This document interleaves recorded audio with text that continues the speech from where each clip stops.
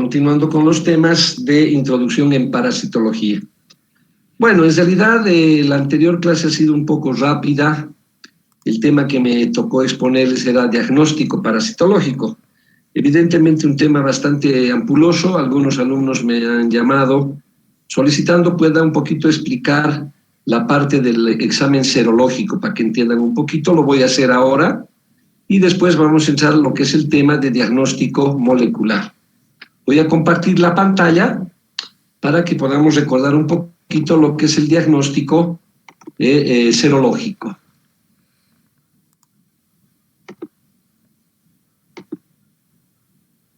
Muy bien, habíamos mencionado que el diagnóstico siempre se basa en el diagnóstico clínico, en el diagnóstico epidemiológico y en el diagnóstico etiológico, ¿no es cierto? Por lo tanto, es en base a eso que se hace el diagnóstico final de cualquier enfermedad, no solamente parasitaria, sino también enfermedades bacterianas o enfermedades de la colágena, ¿de acuerdo? Vamos a hablar ahora, a ver si está acá, hemoparásitos, creo que eso es bastante fácil. Ahí están los exámenes indirectos. Entonces, hay que recalcar que los exámenes indirectos, para hacer un diagnóstico, necesariamente, ya no se ve al parásito, por eso se habla de un método indirecto. Y lo que buscamos es la reacción que presenta el organismo frente a los parásitos o las reacciones que produce el parásito en el mismo. Por lo tanto, esa respuesta inmunológica que tiene el ser humano frente a cualquier agente etiológico son los anticuerpos o las inmunoglobulinas. Por lo tanto, todos los exámenes indirectos se basan en diagnósticos serológicos, ¿ya? La detección de anticuerpos o antígenos mediante reacciones antígeno-anticuerpo. Ustedes saben que el organismo se va a defender a través de la formación de anticuerpos, van a conformar un complejo que es el antígeno-anticuerpo y van a desencadenar, ¿no es cierto?, la cadena del complemento para destruir a ese agente etiológico. Entonces, en eso se basa la serología. La intradermorreacción, en cambio, es una reacción de tipo celular, es decir, actúan células que son sobre todo las células cebadas, ¿no es cierto?, los eosinófilos, y van a actuar frente a algunos antígenos, pero de tipo celular. Aquí no intervienen anticuerpos o inmunoglobulinas como tal, sino células que reaccionan con el antígeno, en este caso con el parásito, y van a producir una reacción de tipo celular que se manifiesta por la presentación de un abón, de un nódulo o de eritema.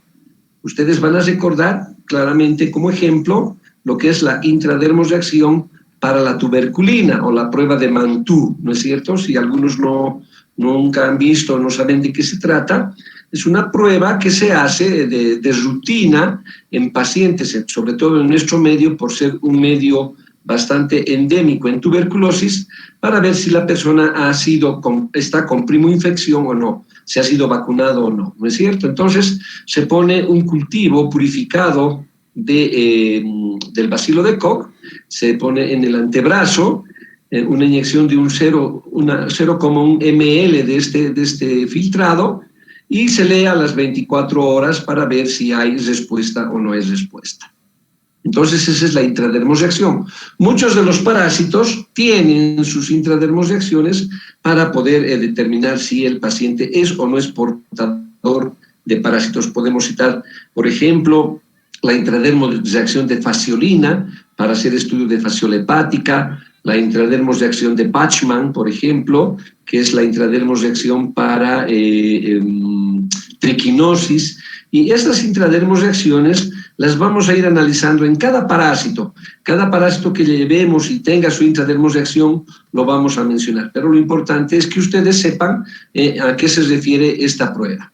Y la inmunohistoquímica, bueno, es la exploración de antígenos en biopsias, pero que son marcadas, ¿no es cierto?, con anticuerpos para ver si hay reacción histoquímica, o sea, químicamente, si hay reacción y buscamos esos anticuerpos marcados. Entonces, la histoquímica generalmente se utiliza en cortes histológicos. Bueno, esta parte es la que un poquito he acelerado en la anterior clase, que son las reacciones de aglutinación, las reacciones de precipitación, reacción de fijación de complemento, reacciones de inmunofluorescencia, reacciones inmunoenzimáticas y las radioisótopicas o radioinmunoensayos. Bueno, en realidad todos los exámenes que nosotros vemos en laboratorio se basan en cualquiera de estos métodos, ¿ya?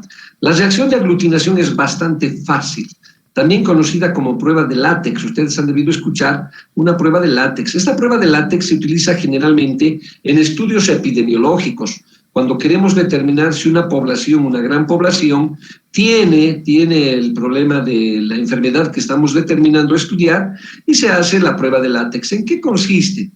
Prueba de látex o de hemaglutinación indirecta. Cuando hablamos de hemaglutinación, quiere decir que los glóbulos rojos que están preparados, ¿no es cierto?, con antígenos, van a reaccionar con los anticuerpos que posiblemente tenga el paciente y que estamos buscando. Entonces, esos glóbulos rojos preparados, o bien si es prueba de látex, se tienen gránulos de bentonita que están sensibilizados, y en pocillitos ponemos el suero del paciente, y si se aglutina, obviamente, quiere decir que el paciente es portador de anticuerpos. Entonces, una prueba de látex o una hemaglutinación indirecta es posible si hay aglutinación de las glándulas, de las bolitas de bentonita, o bien de los glóbulos rojos sensibilizados.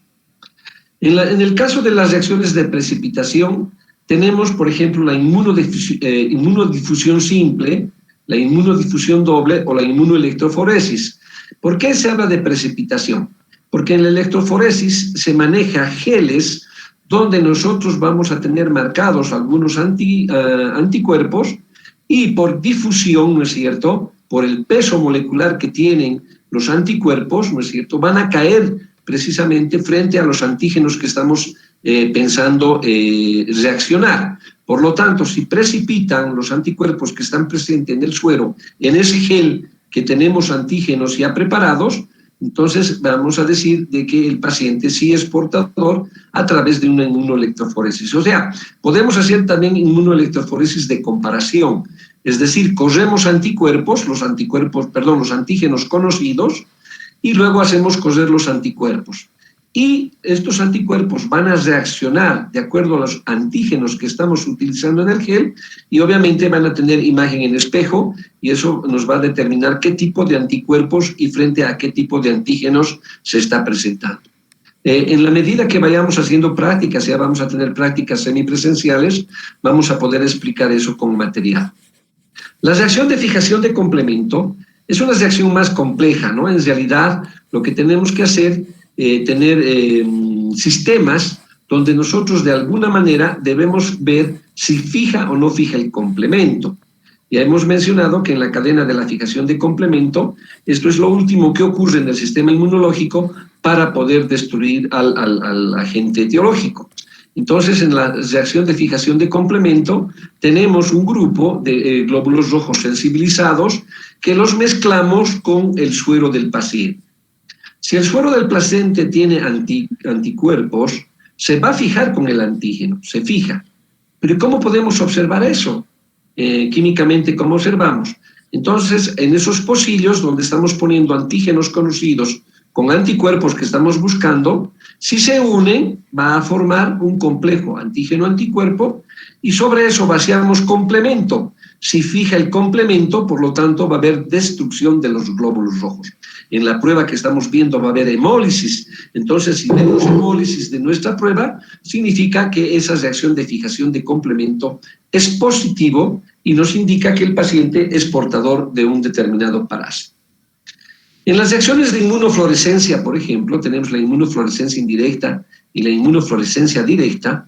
Necesariamente requerimos de un microscopio de fluorescencia. Aquí necesitamos, además de utilizar reactivos marcados con fluoresceína, ¿no es cierto?, necesitamos un microscopio de fluorescencia para ver precisamente esa reacción de fluorescencia que tiene el tejido, que va a ser fosforescente, como su nombre indica, cuando el antígeno se fija al anticuerpo. Ese antígeno más fijado al anticuerpo que estamos buscando, si reacciona, automáticamente va a dar un tipo de fluorescencia que lo vamos a observar en el microscopio determinado, y por lo tanto vamos a decir que es una reacción positiva. Más modernas son las reacciones inmunoenzimáticas. ¿Qué quiere decir eso? Tenemos el ELISA, el ELIFA, el técnica sándwich, doble sándwich, que son reacciones inmunoenzimáticas. En nuestros pocillos de laboratorio tenemos ya preparaciones de soluciones en gel, ¿ya?, que están marcadas con enzimas, ¿de acuerdo? Es decir, los antígenos están marcados con enzimas que van a reaccionar en caso de que el paciente o el suero que está en estudio tenga anticuerpos. Entonces, cuando hay una reacción antígeno-anticuerpo, automáticamente las enzimas empiezan a actuar y ¿qué van a producir? Pueden producir lisis, pueden producir aglutinación, pueden producir cambio de color, dependiendo el sistema de sostén que estamos utilizando en los pocillos. De ahí varía el nombre de ELISA o ELIFA, sándwich, ¿no es cierto?, dependiendo de la base que se está utilizando, y estas enzimas van a catalizarse y por lo tanto catalizan el sustrato donde están los antígenos y por lo tanto podemos determinar, inclusive haciendo diluciones a través de esta técnica, en qué cantidad o en qué manera el paciente ha formado anticuerpos frente al determinado parásito. Y luego vienen las reacciones con radioisótopos o radioinmunoensayos, que son con marcadores, se marca generalmente con yodo radioactivo y vemos si prende y en qué cantidad consume el yodo radioactivo por la cantidad de anticuerpos que tiene el paciente, y obviamente determinamos también la cantidad, digamos, la presencia del antígeno, y podemos cuantificar en qué medida ese paciente está, digamos, con carga de respuesta inmunológica. Para ello necesitamos de todas maneras, ¿no es cierto?, lectores de radioisótopos. Eso se hace y ustedes van a ver con mucha más frecuencia para ver algunos otros estudios, no siempre para determinar parásitos, ¿no es cierto?, pero para determinar otras sustancias, por ejemplo, medir hormonas, medir otras sustancias en el organismo, lo que se hace actualmente en el Centro de Medicina Nuclear en nuestro hospital. Entonces hemos hecho un recordatorio de cómo más o menos son las técnicas de exámenes serológicos que se pueden utilizar. Entonces, para ello, lo que nosotros utilizamos, es el suero del paciente, ya que los anticuerpos van a circular en el suero y, por lo tanto, utilizando el suero y utilizando cualquier método que hemos mencionado hoy día, podemos determinar y cuantificar los anticuerpos frente a determinado parásito. Bueno, eso es lo que quería compartirles en cuanto a diagnóstico inmunológico. Espero que no haya dudas. Pero la ciencia va más allá y resulta que ahora se hacen estudios moleculares. Ya estamos en la era de la medicina molecular y queremos determinar específicamente las características de organización molecular que tiene un parásito. Evidentemente, estas técnicas, la técnica que le voy a mencionar y que se refiere al PCR precisamente, o la reacción de la polimerasa en cadena, es una técnica que está muy sofisticada, era muy cara hasta hace unos años, muy pocos centros los realizaban, pero hoy por hoy la técnica ha sido más avanzada, ya no es con tanto detalle como antes para preparar los reactivos, de tal manera que lo único que se necesita es un aparato que cambia temperaturas y, bueno, y tener los aminoácidos adecuados para hacer el estudio respectivo. De ahí que es caro porque se utilizan nucleótidos, ¿no es cierto? Ahora, estos centros que hacen PCR son especializados, como les decía, y principalmente se utiliza estas técnicas para investigación o para diferenciación de cepas. El PCR nos va a servir, por ejemplo, si encontramos un determinado parásito. Vayamos a hablar de la enfermedad de Chagas, ¿no es cierto? Chagas, sabemos que Chagas es un solo parásito, es el Trypanosoma cruzi, pero resulta que hay cepas que van más a problemas cardíacos, otros se van más a problemas intestinales, a colon, por ejemplo. Entonces puede ser variabilidad de cepa, que algunas tengan mayor tendencia de atacar el sistema nervioso del sistema digestivo, u otros a nivel cardíaco. Entonces queremos saber si realmente hay diferenciación de cepa entre estos dos tripanosomas.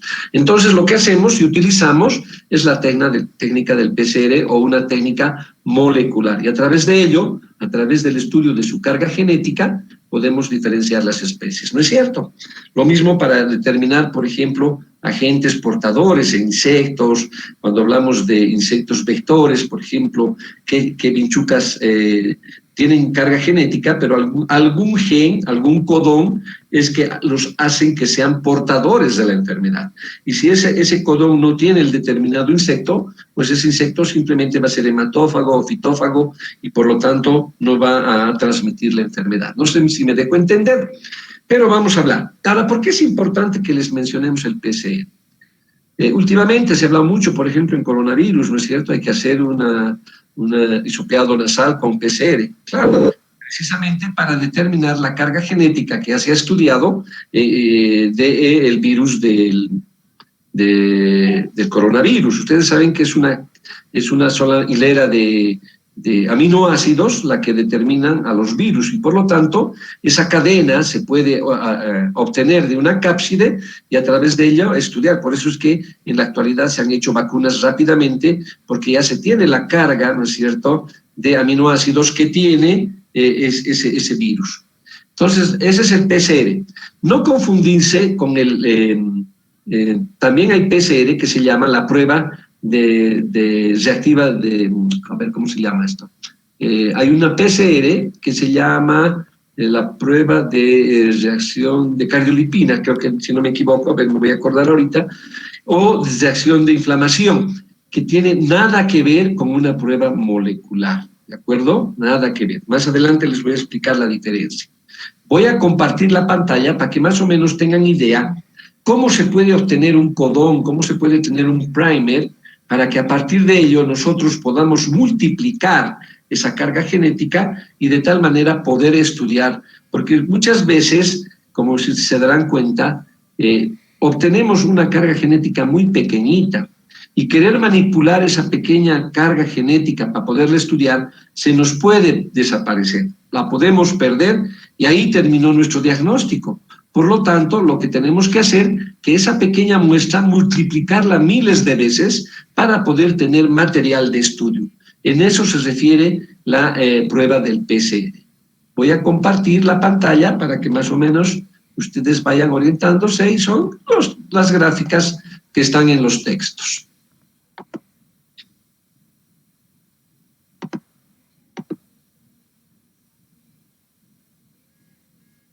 Espérenme un ratito para que no haya Ahí está.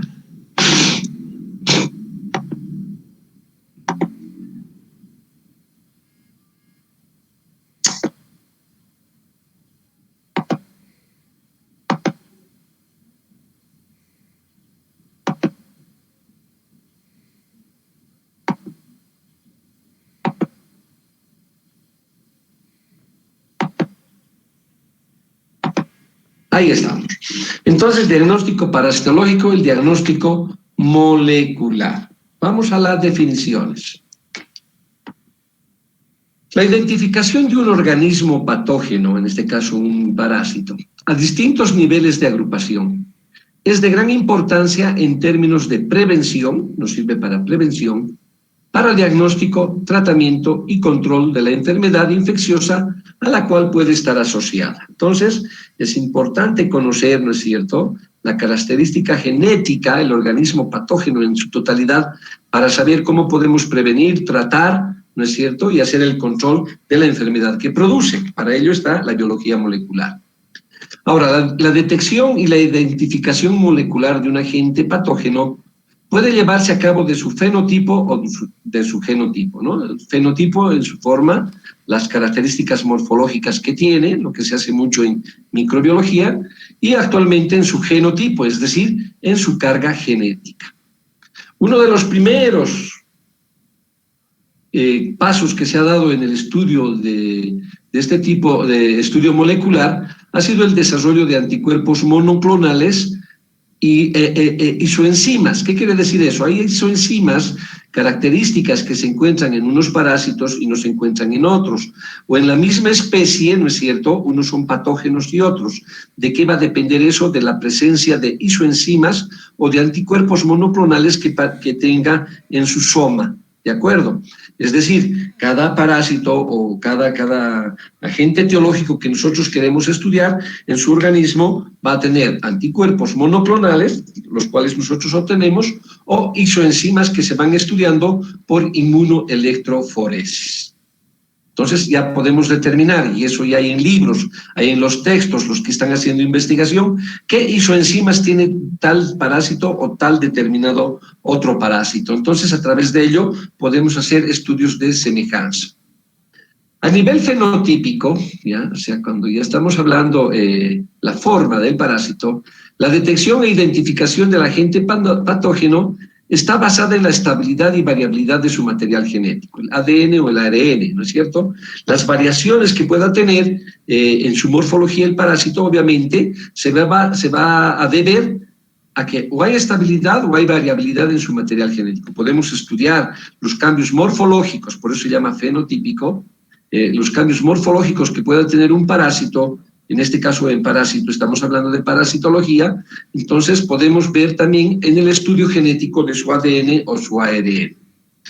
El estudio y caracterización de secuencias de ADN, que es la carga genética que determina a un determinado ser, ha permitido la implementación y desarrollo de técnicas moleculares, a lo que nos vamos, de gran especificidad y sensibilidad para la detección y el diagnóstico de organismos patógenos. Entonces, aquí lo que ahora nos interesa, ya no solamente ver la variabilidad del material genético o sus isoenzimas, sino ver las secuencias de ADN que porta ese organismo para determinar, ¿no es cierto?, el diagnóstico preciso de ese agente etiológico.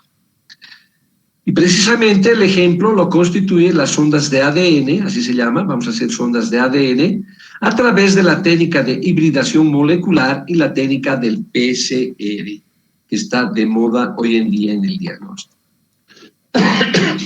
Reacción de cadena de la polimerasa. Ese es el nombre del PCR, reacción en cadena de la polimerasa. ¿En qué consiste?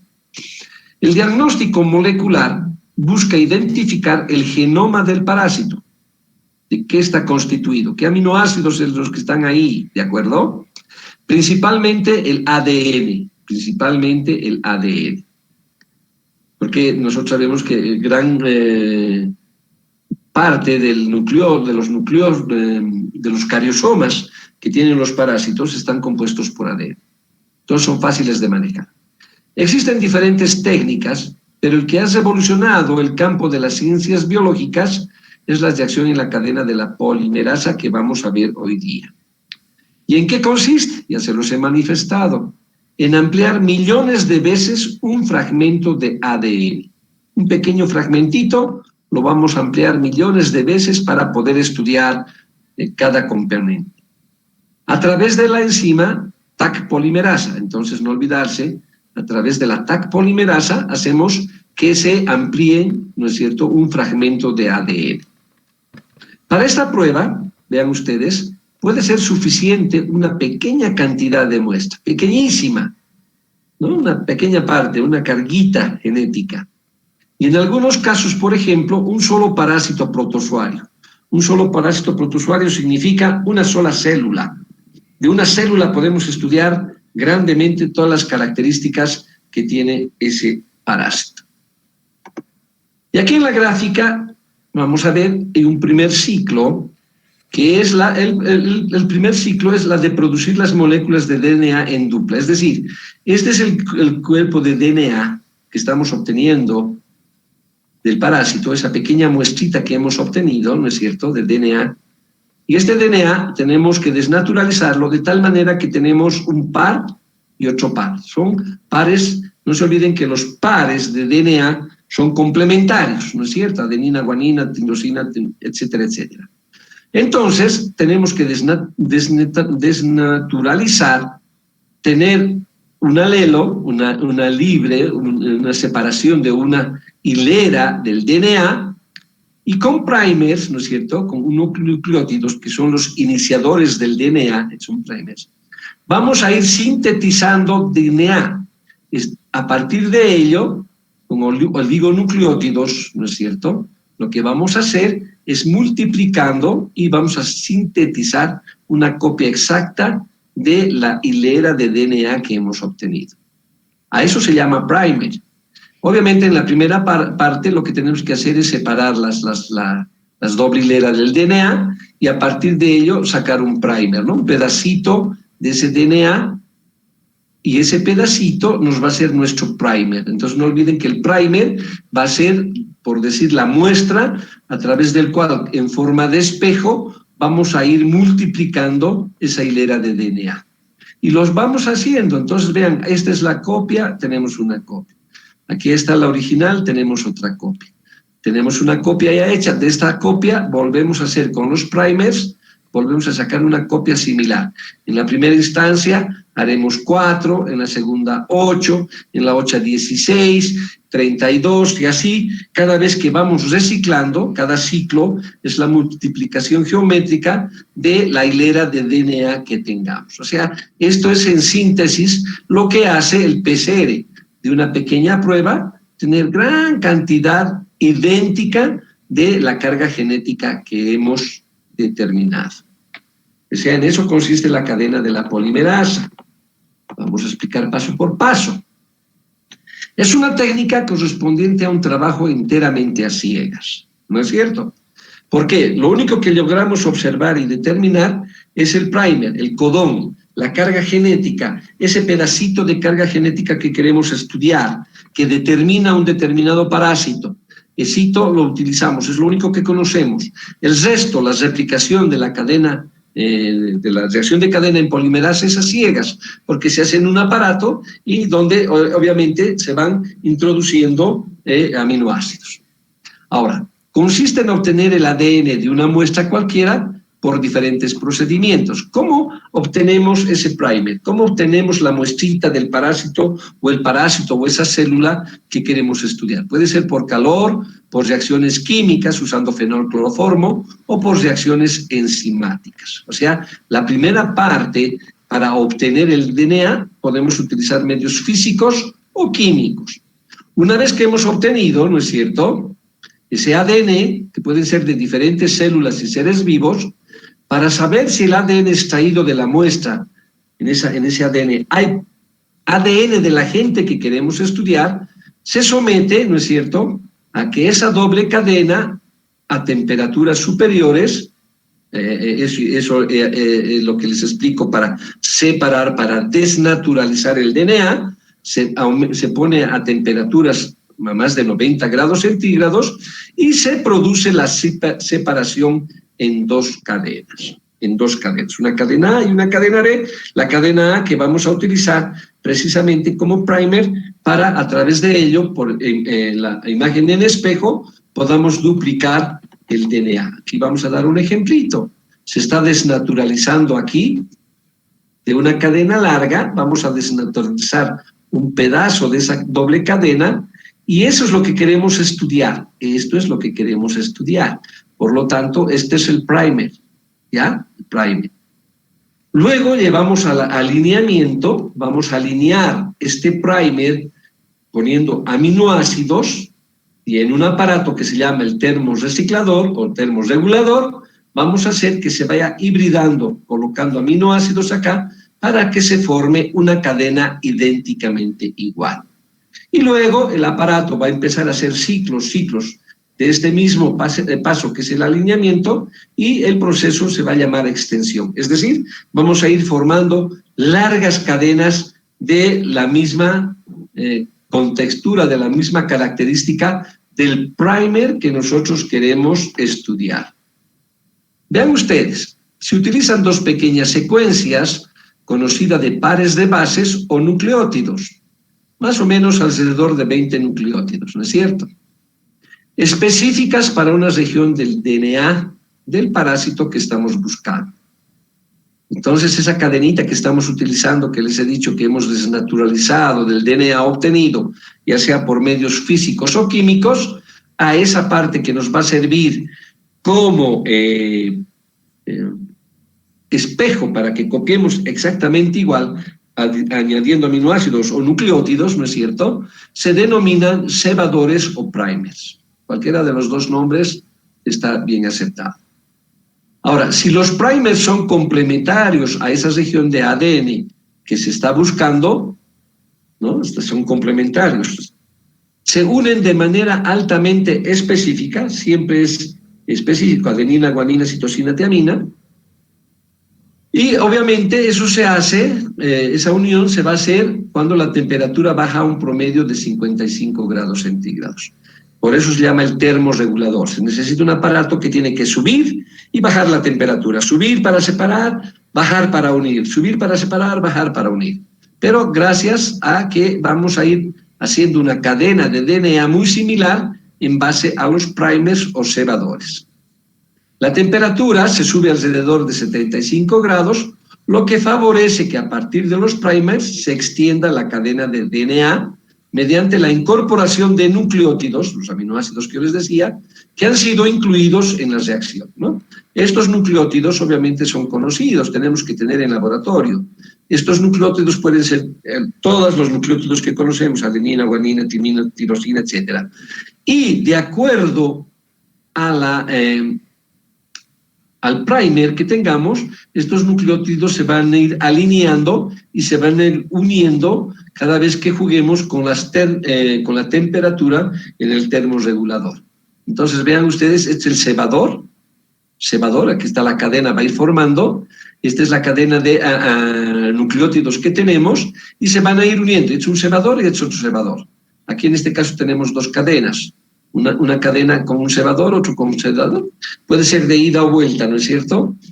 Aquí es, por ejemplo, de 3 empiezo o quinto termina, puede ser de 5 o de 3, eso es indiferente, pero siempre va a ser, ¿no es cierto?, complementario, adenina, timina, citosina, guanina, de acuerdo al cebador, Entonces, con cambio de temperaturas, vean ustedes cómo los nucleótidos se van uniendo de acuerdo a el complemento que se tenga al nucleótido del DNA, y gracias a esa termorregulación se va a ir formando nuevas cadenas. Y ya les he dicho, primer ciclo 4, segundo ciclo 8, tercer ciclo 16, 32, 64 y así sucesivamente, millones de cadenas exactamente iguales. ¿Ya? Eso ya hemos visto. Vean ustedes, la incorporación de nucleótidos para que se extienda la cadena de DNA a partir de los primers se realiza por acción de la enzima Taq polimerasa. Esta enzima es importante. Esta enzima va a hacer que, gracias a que ya tenemos una muestra específica de DNA, va a ir incorporando los nucleótidos al cesto de la cadena gracias al Taq polimerasa, y a esa etapa se conoce con nombre de replicación. Es decir, ahí estamos empezando a replicar este primer, ¿no es cierto?, formándose así la cadena complementaria de ADN de la región específica que estamos utilizando. Ahora, para que se produzca todo este proceso, se necesitan cambios bruscos de temperatura y se utiliza el termociclador, termorregulador. Termociclador, ¿por qué? Porque hace baja de temperatura, sube de temperatura, baja de temperatura, y es cíclico. Cada cíclico hace baja, subida, otro ciclo, bajada, subida, primero para separar y otro para unir, ¿no es cierto? Entonces se llama termociclador, que se repite alrededor de 30 ciclos en lapsos breves. O sea, imagínense 30 ciclos, cuántas cadenas de ADN nuevo hemos creado, ¿de acuerdo? Y al cabo de pocas horas, la multiplicación exponencial de ADN parasitario puede alcanzar hasta más de 1.000 millones de copias. Entonces tenemos materia suficiente para poder hacer estudio de lo que queramos. Este es el aparatito, este es el termociclador, vean ustedes, donde ahí en su interior está el primer y además se ponen los nucleótidos, aminoácidos que van a ir formando la cadena de DNA. Están los primers, este verde, y a través de la Taq polimerasa, ¿no es cierto?, que está dentro del sistema, van a ir uniéndose a los nucleótidos que se requieran de acuerdo al primer. Subiendo la temperatura, bajando la temperatura, subiendo la temperatura, bajando la temperatura, que es lo que va a ir, ¿no es cierto?, haciendo que los primers vayan multiplicando la cadena de DNA.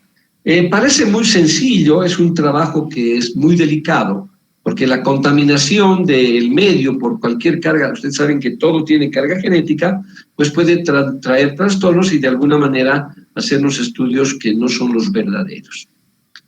Una vez que se produjo la amplificación del fragmento de DNA que estamos estudiando, ya tenemos, ¿no es cierto?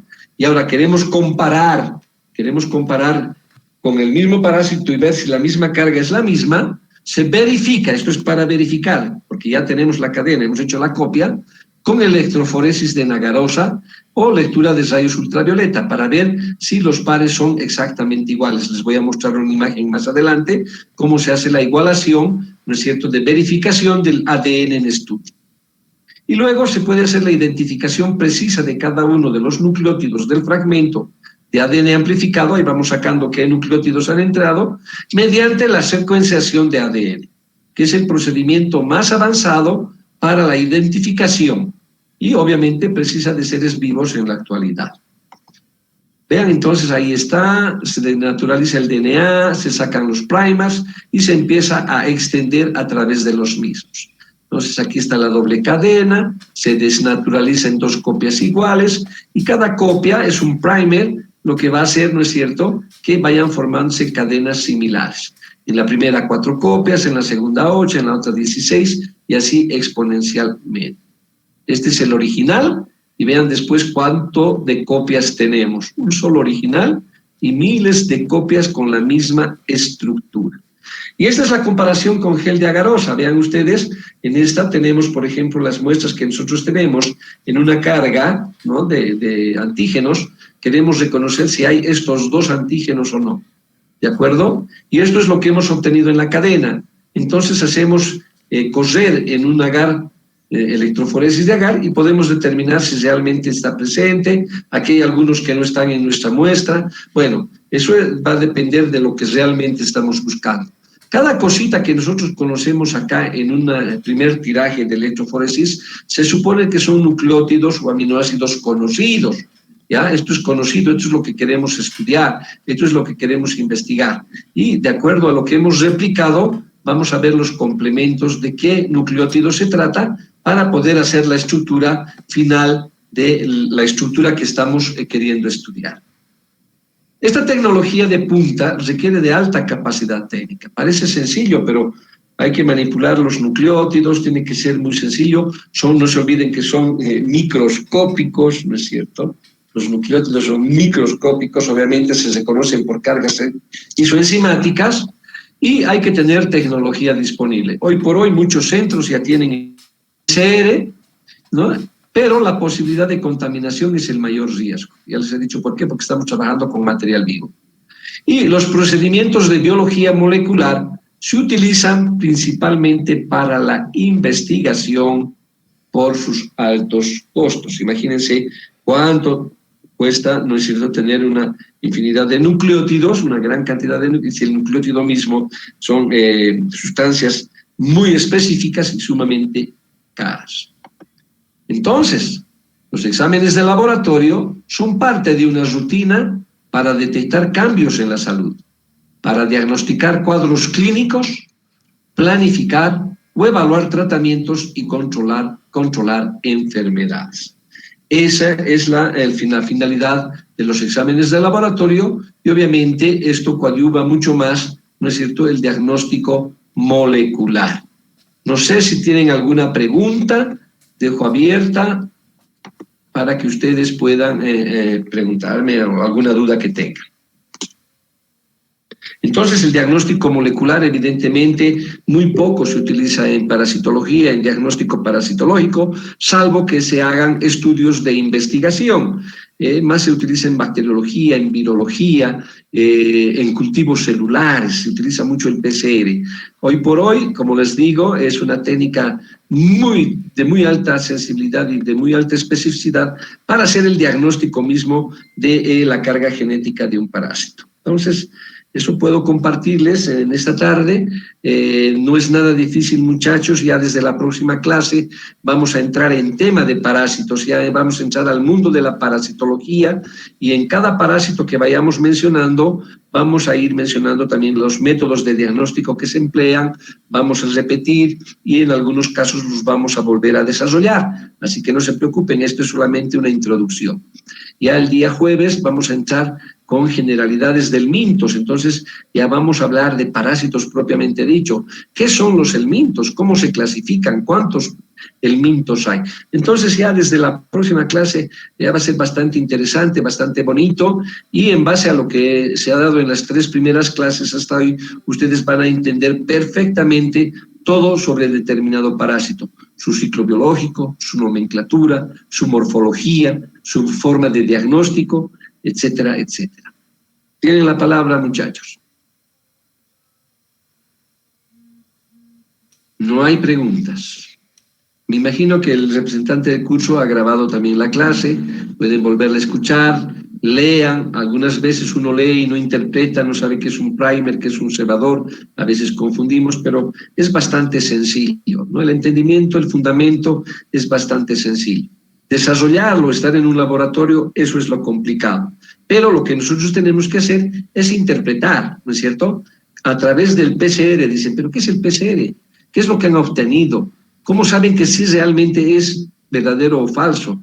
¿No? Por ejemplo, en el coronavirus ahora estamos haciendo hisopeados naringios con PCR. Entonces, obviamente, se saca una copia exactamente igual de la carga genética del virus. Entonces, ahí podemos decir si el paciente es o no portador del mismo, pero en una positividad bastante alta. Lo que no se obtenía con las pruebas rápidas, ¿no? Por ser pruebas rápidas puede haber cruce pueden, digamos, reaccionar con otros aminoácidos, pueden reaccionar con otras células y dar falsos positivos. Mucho de eso hemos tenido. Entonces, el PCR es una de las técnicas de biología molecular que nos ayuda muy, muy grandemente en el diagnóstico específico de cualquier agente etiológico. Muy bien, muchachos, espero que les haya absorbido algunas dudas a través de la clase. Yo sé que ustedes han leído para venir a la clase y tener conocimiento de lo que se está avanzando. Conmigo nos vamos a encontrar el próximo jueves con el tema de generalidades del helmintos, y eso es más específico, esto es más de laboratorio, obviamente, pero tenemos que saberlo. Si no hay preguntas, ¿todo conforme? Doctor, buenas tardes, doctor. Sí, Mildred. Doctor, ¿hay algún factor en específico que nos pida usar alguna prueba de laboratorio? ¿Me escucha? Ya, claro que sí. Lo que tú tienes que hacer es hacer el pedido de diagnóstico con criterio, ¿de acuerdo? Tú puedes pedir un PCR para un parásito, puedes pedirlo, pero usar el criterio. Si es un parásito macroscópico, por ejemplo, que el paciente elimina y de alguna manera observa y te dice, mire doctora, esto es lo que he botado, y tú morfológicamente reconoces ese parásito, ya no necesitas hacer otras pruebas, ¿no es cierto? Ya no necesitas hacer un copro, ya no necesitas hacer PCR, no necesitas hacer exámenes serológicos, nada, porque ya has encontrado al agente etiológico. ¿Te das cuenta? Pero ¿qué pasa si tú tienes un paciente que tiene una parasitosis gastrointestinal, en este caso? No sabes de qué se trata, ¿no? Estás pensando que puede ser un macroparásito, puede ser un microparásito, no sabes. Entonces vas al diagnóstico, hemos dicho, clínico.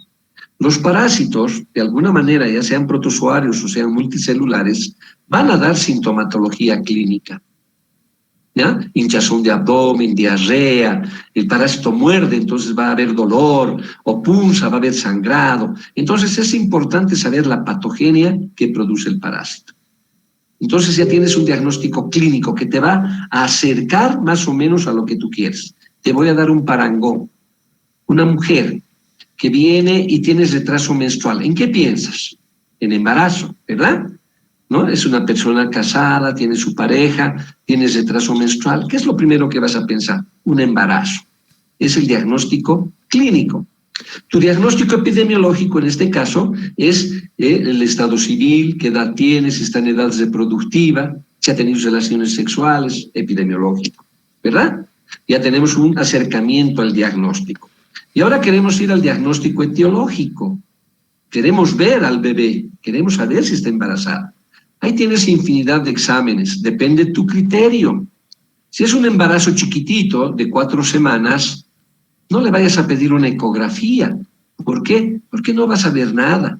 4 semanas no nos sirve. Entonces es criterio. ¿Podemos pedir ecografía? Podemos, ¿por qué no? Pero le estamos haciendo gastar insulsamente a esa paciente. En cambio, si le pido un examen serológico, por ejemplo, o un examen de orina, una prueba, un test de embarazo que es serológico, me va a dar positivo. Puedo usar exámenes biológicos. De repente a vos se te ocurre decir, quiero hacer una técnica biológica, quiero ver si el pipí de esta paciente reacciona con los sapitos, que antes era la prueba de Galli-Mainini, por ejemplo, porque tú sabes de técnicas. Hemos hablado de millones de técnicas. Entonces, ¿quieres hacerlo? Con criterio puedes pedirlo. Todo puedes pedir, está en tus manos pedir. Pero ¿será necesario que pida, por ejemplo, una tomografía, que pida una resonancia, que pida PCR para hacer ese diagnóstico de embarazo? No, no es cierto. ¿Puedo hacerlo? Puedo pedir, pero es insulso. Y seguro que si yo hago un PCR de la carga genética de ese bebé dentro de la matriz a través de punción de, qué sé yo, de membrana coreal, puedo hacer estudio y decir sí que hay un embrión. Pero no voy a hacer eso porque estoy poniendo a riesgo a la paciente, hacer punciones. Entonces, la solicitud del examen tiene que tener criterio. Ahora, en los exámenes, por ejemplo, de parásitos gastrointestinales, en su gran mayoría, casi en el 90%, el examen que se pide es el examen coproparasitológico. Examen de heces fecales. Ahí vamos a encontrar parásitos en forma de huevos, de quistes, de larvas, e inclusive puede eliminar el paciente parásitos que son muchas veces pequeños y que los buscamos en las heces fecales y determinamos al agente etiológico. Entonces es fácil. En esta primera etapa, muchos de los parásitos se hacen diagnóstico por las heces fecales. Ahora hay formas larvarias, vamos a ver más adelante, de estos parásitos que invaden tejidos. Por ejemplo, la larva de la Taenia solium se va al cerebro. Entonces, un parásito que se encuentra en el cerebro, no vamos a pedir examen de heces fecales. Ahí tendremos que pedir una tomografía, una ecografía, una resonancia o un examen serológico. ¿Te das cuenta? Es de acuerdo a dónde se encuentra el parásito y qué es lo que quiero encontrar. Ahora, por ejemplo, si yo tengo una muestra que me parece que es un cisticerco en el cerebro, ¿de acuerdo? Y extirpo esa muestra, pero para mí es un cisticerco. Pero no estoy seguro, puede ser un racimosus, puede ser un parásito de perro, qué sé yo. Entonces ahí puedo utilizar el PCR para determinar la especie de ese parásito que he encontrado en el cerebro de ese ser humano. Y con PCR puedo determinar si es A, si es B o si es C. ¿Te das cuenta? Entonces, todo depende del criterio y del momento que quieras hacer el diagnóstico. No sé si has respondido a tu pregunta, Mildred. Sí, doctor. Muy bien. Sí, gracias, doctor. ¿Alguna otra duda? ¿Alguna otra pregunta, Blanca? Sí, doctor. Buenas tardes. Una consultita. En el examen de orina, por ejemplo, se pide la primera orina del día del paciente para tomar la toma de muestra, ¿no? Pero sí. ¿Qué se hace en el caso de una persona que va al baño en el transcurso de la madrugada? Entonces, ¿cuál muestra tendría que tomar la de la madrugada? Entiendo tu pregunta.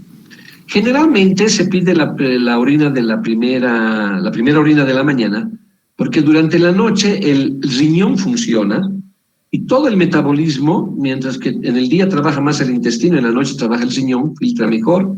Entonces, todas las sustancias que podemos medir están más cargadas en la orina de la primera orina. ¿De acuerdo? Por eso se dice la primera orina. Ahora, si esa primera orina no es a las 8 de la mañana y es a las 10, esa muestra hay que tomar. Si la primera orina es a las 3 de la tarde, esa muestra hay que tomar.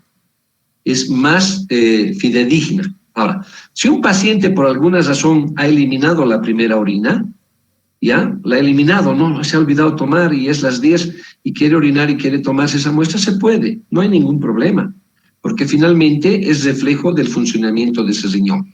Pero hay que tomar en cuenta que si a las 10 esa segunda toma de orina puede cambiar en cuanto a su consistencia y en cuanto a su, más que consistencia, porque aquí no tiene consistencia, sino en su contenido, ¿no? Puede cambiar el ácido úrico, puede cambiar las sales, pueden cambiar las células, ¿te das cuenta?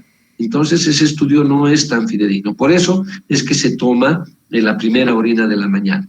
Ahora, si es una primera orina sin que el paciente haya desayunado, haya tomado líquidos, haya tomado electrolitos, excelente. excelente. Ahora depende, ¿para qué quieres utilizar esa orina? Si es para buscar bacterias, por ejemplo, no importa pues si la orina es de la tarde, de la noche, de la tarde, en la mañana, no importa, porque finalmente lo que ahí se van a buscar son bacterias y se puede tomar la muestra en cualquier hora. Lo que pasa con las heces fecales, las heces fecales no necesariamente tienen que ser las primeras heces fecales de la mañana, puede ser en la tarde. Si un niño hace heces fecales en la tarde porque esa es su hora de defecación, esa muestra hay que llevar al laboratorio. ¿Ok? Ahora, en las cuestiones de diagnóstico laboratorial, tiene mucho también el criterio, ¿ya? Y el conocimiento de lo que estamos pidiendo. Ya te digo, si es una funcionalidad renal, necesariamente tiene que ser una orina de la mañana, por lo que te acabo de explicar. Pero si es para buscar bacterias, parásitos, puede ser cualquier muestra de orina en cualquier hora del día. Por ejemplo, para hormonas, si nosotros queremos determinar hormonas en un organismo, no vamos a tomar hormonas en la noche, ni vamos a tomar hormonas después del ejercicio, ni vamos a tomar hormonas después del desayuno, no. ¿Por qué? Porque las hormonas, la eliminación de hormonas tienen un sutil funcionamiento de las glándulas que todo altera. Entonces tenemos que tener el cuidado de que la paciente esté en ayunas, de que no toque agua fría, de que no tenga relaciones sexuales, que no tome ciertos alimentos. ¿Por qué? Porque todas esas cosas que les menciono puede alterar la eliminación de las hormonas y nosotros tenemos que tomar la medida de las hormonas en modo basal, es decir, tal cual están en forma basal para que nosotros tengamos un criterio. Vean ustedes qué importante. Aquí estoy hablando de hormonas, en parasitología no se toman hormonas, pero les estoy dando un parangón. ¿De acuerdo? Lo mismo pasa, por ejemplo, con el test de embarazo. Generalmente el test de embarazo siempre se solicita hacer en la mañana, en la primera orina. ¿Por qué? Porque las gonadotrofinas coriónicas están más concentradas. Eso no significa que se puede hacer un test de embarazo en orina en la tarde. Se puede, pero los resultados siempre son mejores en la mañana por las razones que te explico. Y lo mismo en los diagnósticos parasitológicos, hay que conocer muy bien el ciclo biológico, el momento en que se encuentra el parásito para poder hacer un diagnóstico etiológico fidedigno. ¿No es cierto? No vas a encontrar, por ejemplo, huevos de parásitos en heces fecales si el parásito no vive en el intestino, el parásito vive, qué sé yo, en otro órgano. Entonces el criterio y el conocimiento del ciclo biológico es importante. No sé si estás de acuerdo, Blanca. Sí, doctor, pero sobre esto me surgió otra duda, ¿no? Más que todo, mencionaba que no se debe tocar agua fría, ¿no? Para una prueba. Lo mismo pasa de hormonas, ¿no? Lo mismo pasa con la toma de sangre. Tampoco se tiene que tocar agua fría. No, en sangre, por ejemplo, lo único que necesitamos es que la persona esté en ayunas. Porque la ingesta de cualquier alimento, de líquido, cualquier cosa puede aumentar el incremento de neutrófilos o puede ser alérgica al paciente, puede aumentar eosinófilos, etcétera, etcétera, ¿no? O sea, la dilución, la hemoglobina no es la misma, es una sangre más diluida, ¿no es cierto? Entonces, pero el paciente puede ducharse, puede bañarse, etcétera, ¿no? Puede tener relaciones sexuales para una muestra de sangre, no pasa nada. Hay ciertas cosas que hay que tener mucho cuidado, hay que tener mucho detalle. No es pedir nomás un examen de laboratorio, ¿no? Hay que conocer. Y en parasitología lo que ustedes tienen que conocer es principalmente el ciclo biológico. Con el ciclo biológico ustedes van a poder pedir cualquier examen de diagnóstico laboratorial, pero con buen criterio. O sea, ¿qué examen es el específico para eso? ¿De acuerdo?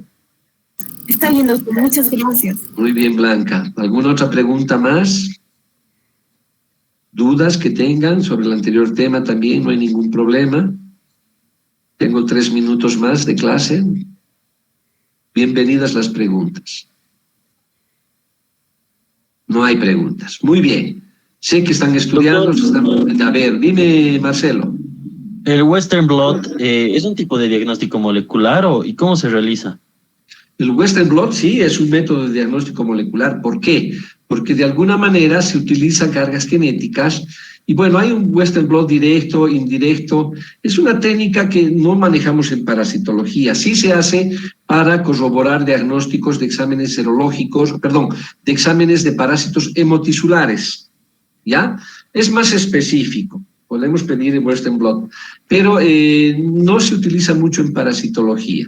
Eso lo vas a llevar cuando lleves patología clínica. Y te podemos dar, yo también, en las clases teóricas, en las clases prácticas que vamos a tener, podemos desarrollar el tema. Si ustedes lo desean, no hay ningún problema. ¿Está bien, Marcelo? Gracias, doctor. Muy bien.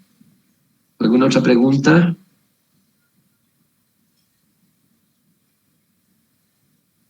¿Alguna otra pregunta, muchachos? El Western blot, por si acaso, se utiliza siempre en sangre, blot, sangre, ¿no es cierto?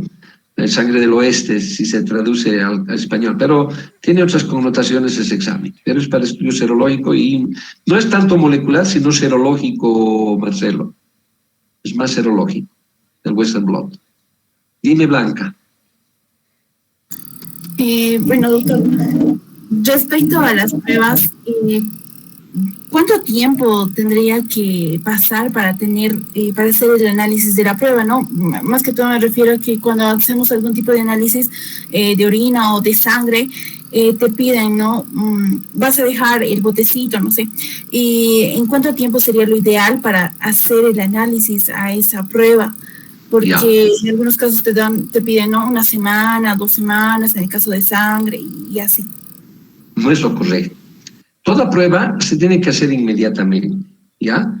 Sobre todo en parasitología, las materias fecales, y eso les ha dado en la clase anterior, tiene que ser estudiada dentro de la hora de emisión. Es decir, si uno defeca, dentro de la hora de que ha defecado, esa muestra tiene que ser estudiada para poder encontrar parásitos en forma adecuada. Si no lo vamos a hacer dentro de esa hora, lo que tenemos que hacer es fijar la muestra. Ahora, ¿cómo tenemos que elaborar, cómo hacer la elaboración de esa prueba? Tiene que ser en el día y el resultado tendría que salir en el día, salvo aquellas pruebas que requieren ser incubadas y requieren de más tiempo. Hay pruebas que requieren ser incubadas 12, 24 horas, por ejemplo, la de Harada-Mori. Si yo hago una técnica de Harada-Mori y quiero dejar en medio ambiente, me va a llevar 12 horas, lo que significa que si tomo la muestra hoy día, ¿no? Voy a tener la respuesta para esta noche, pero esta noche no lo voy a llamar a la paciente para darle su resultado y lo haré mañana en la mañana. Hay métodos de cultivo, por ejemplo, para hormonas que se toman día lunes y se tienen que poner en la incubadora y recién se lee el día martes. Entonces, tienen días de lectura. Pero la mayoría de las pruebas, de los exámenes clínicos que nosotros hacemos, un hemograma, un examen de orina, un examen de heces fecales, copro parasitológico e inclusive técnicas de enriquecimiento, tienen que hacerse en el día, ¿no? El laboratorio tiene que presentarlo en el día. Ahora, ¿por qué lo hace al día siguiente? Obviamente, por trabajo, simplemente por rutina. Entonces, lunes hacen ciertas muestras, martes hacen el informe, miércoles hacen otras muestras. En los laboratorios de los hospitales, por ejemplo, lunes hacen pruebas de orina, martes solamente de sangre, miércoles de heces, así. Tienen sus días específicos también para preparar el material adecuado de diagnóstico. Pero el estudio tiene que ser inmediato, ¿ok? Está bien, doctor, muchas gracias. Muy bien, Blanca. ¿Alguna otra pregunta, muchachos? ¿Todo tranquilo? ¿Todo bien, no es cierto? Ya estamos más sueltos. Cada vez que uno empieza las clases, siempre a la carrera, cree que se nos va a ir el tiempo en el Wi-Fi, qué sé yo, en el Internet, pero después nos vamos relajando y ya vamos dominando cada vez más. Entonces, ya estamos más suaves, para el día jueves vamos a entrar más tranquilitos, igual son generalidades de todas maneras, pero ya vamos a empezar a ver figuritas, ya vamos a empezar a ver parásitos, ya vamos a empezar a ver enfermedades, a ver sintomatología, o sea, la cosa ya es interesante. Lo que se ha llevado hasta ahora es básico, para que ustedes puedan entender perfectamente del parásito en mención y saber cómo hacer su diagnóstico. Espero que les haya dado la clase de hoy día. Muchas gracias por su asistencia. Un gran abrazo y nos vemos el día jueves. Con los que tienen el grupo el día jueves en la mañana, nos veremos en el grupo jueves de la mañana y de todas maneras en la tarde en la clase de las 5 de la tarde. Un abrazo, cuídense mucho y estudien, lean. Eso es lo más importante en esta etapa de la vida. Muchas gracias, señores estudiantes. Hasta el día jueves. Hasta luego, doctor. Gracias. Gracias, Elías. Muy bien, muchas gracias. Que les vaya muy bien. Que lo vaya bien, doctor. Gracias. Chao, Joana, que te vaya bien. Chao, Wilber.